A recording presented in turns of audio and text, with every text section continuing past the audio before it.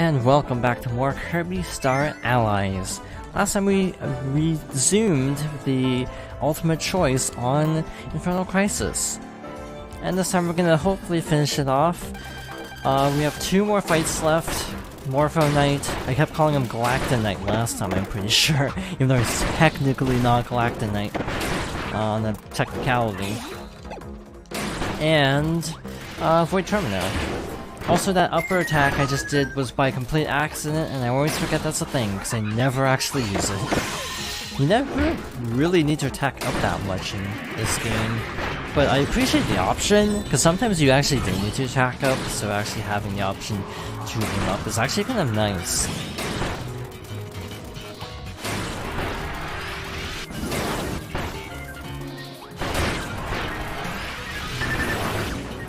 Ow. I am actually getting kind of shredded. And try to revive DD before I get schooled.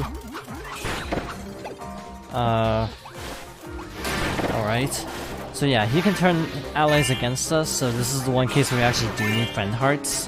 And again, obviously Void Termina is the other example, where you actually would need to use a friend heart, but normally you actually really can't. In most circumstances. Galacta Knight's such a fun opponent. Like, he really is an interesting character, and having the extra lore of Morpho Knight is rather intriguing.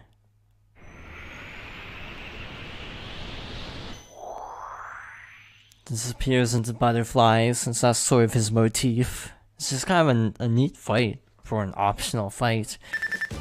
Though I think it's technically not canon, because, like, what even is Galacta Night, and why does he keep showing up in all these games? I also need to replay, like, Triple Deluxe, because it's been too long. So, I get to actually, give my button-matching thumb a break. Because we're actually just doing the Void Termina fight, and thus you don't actually need the plasma shots until the inner phases, so lucky me, I get to relax for a bit.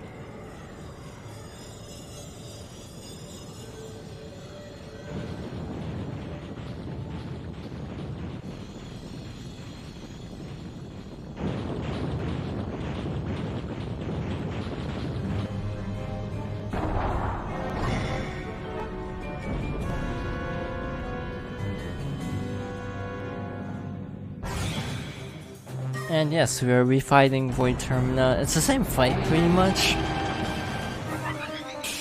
So, just dodge. I discovered a couple things, though, that I wanted to talk about, so I am showing this fight in its entirety. Shortcuts. Left trigger, or L2, I think. L2 or ZL, because it's PlayStation. ZL jumps. So instead of pushing B, you can actually just use ZL, which is actually really convenient.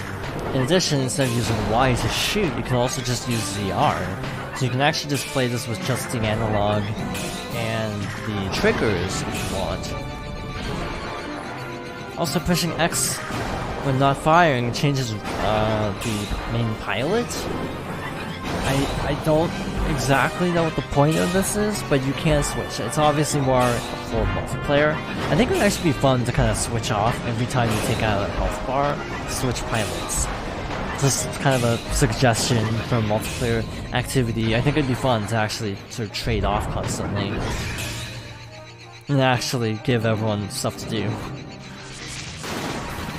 And you can double jump. I don't know if I really made note of that, but it's really good for dodging certain things. You can also push, what button is it? What button is it? When not charging up, you can push left and right to spin, which, I'm going to be honest, I don't exactly know what that does. Like, this is like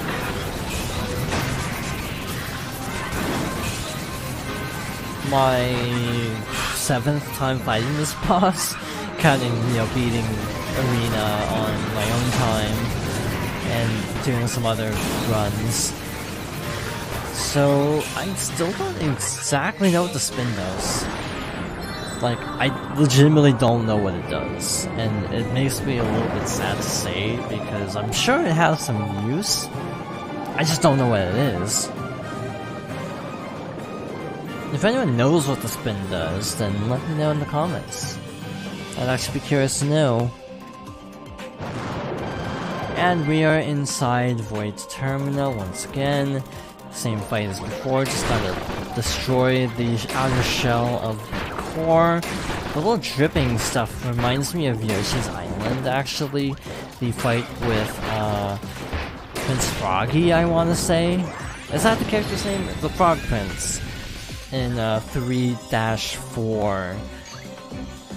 3-4, right? Is that right? I think it's 3-4, it might be 3-8. It's been too long since I played Yoshi's Island. That was like a childhood game, but I never really went back to it. Because it's hard. Like, really hard. So I just never really went back to it, you know? Also, rapid fire, it's actually more efficient. You can actually, when you're in the bullet time, you actually fire faster uncharged than you normally would, so I'd recommend not charging up then. My only problem is I always get the buttons mixed up. Like, I always start mashing the wrong button for some reason. Like, I keep mashing B by accident, even though I'm using the triggers primarily. Part of the reason I'm using the triggers is to try to get less mind confused by everything. Got this whole top-down segment. I'd actually be down for an entire game like that, to be honest. There's potential for like a top-down Kirby game, I think. It's like a spin-off. So now it's gonna be on the back, which is always the hardest one we might need to rely on. Pro dodging. Going to do well. This is like the hardest attack to dodge, I find. This little charging thing he does.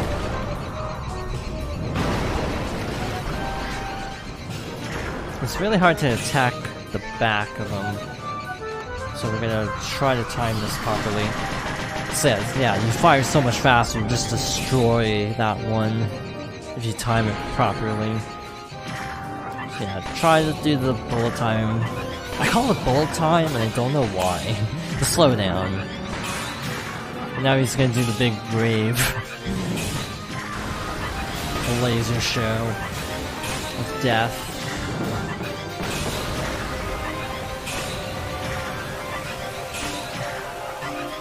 And should only take a few more, I think. I hope. Oh, I was just gonna say the purple lasers are hard to dodge because there's so many of them. But we didn't actually have to worry about the purple lasers, thankfully. So my point ended up being kind of moot because I ended up actually skipping that phase, thankfully. So now we have Void Termina once more. You know what, I just realized I might have to do another run of this, because... spoilers.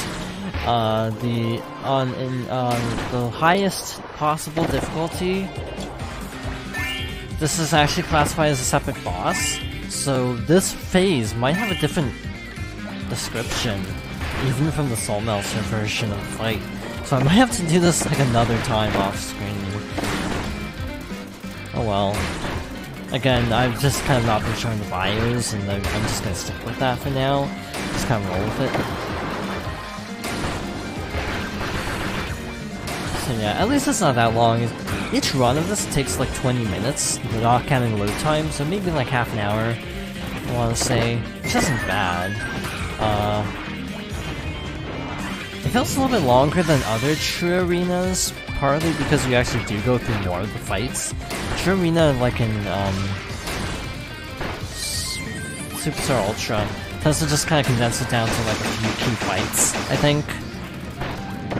Also, not dropping powers is actually kind of nice. I think I damaged it with the splash damage of the plasma shield, which is a really weird way to go about defeating that boss, but kind of cool. Kind of a novel way to go about that. Huge victory! And we beat a high score. Obviously, because we're on higher difficulty, we almost doubled it. And we got more puzzle pieces for our troubles, completing the Kirby's Dreamland 3 puzzle. Again, these optional modes are great for completing them. So what has changed now? Only the truly chosen dare make this choice. The Soulmelter difficulty is now unlocked. That sounds inviting, doesn't it? We actually are going to take this one on a little bit differently, for a few different reasons, and I'm actually going to explain those reasons right now, actually. So for this last round, we are going to go with some different dream friends. I might show these 3 later in like a different mode, but yeah, we have a new difficulty now. Yeah, that Kirby is extremely toast, so it doesn't even tell us how many battles we have, but the rewards are higher than ever. So the gimmick is, well, it's the Super Ultra Final Omega Battle, make the ultimate choice with Soulmelter. So, to my knowledge, well, we have regular tomatoes instead of sodas, so we have even less health recovery, but you'll notice we have no health for this. Like, we actually have no health. We have like half health for this entire thing. Which is why I'm going with Stone. Which is also why I'm going with the route of possibly not showing all this. The reason I'm doing this is, to be perfectly honest, I am not the best at this game. I'm already at a quarter health, effectively, since our health is halved. So, I'm gonna be honest and say I don't know how I'm gonna do this any other way than just being cheap. And yes, I find Stone cheap. I will actually fully admit that this method I'm using currently is extremely cheap. Because, unlike in some games, which I've talked about in the past, in this particular True Arena, I consider Soulmelter True Arena, since it's also required for 100%, it is completely invincible to everything. There is not a single attack that can get you into trouble when you turn to stone. Which is the reason why I use it in Soulmelter, because I've actually tried Soulmelter with other abilities. I always die. It's because I play very risky. Actually, probably because I don't play risky enough. Like, I don't play offensively enough. So what I tend to do is actually just sort of pop out an extra revive, and then go back to just sort of camping and letting the AI do all the work, which is why I have these 3 AI, because from my personal testing of different friends, Marx shreds everything in sight. Riku and Kaina are also really good allies, and Gooey is just part of the set at this point.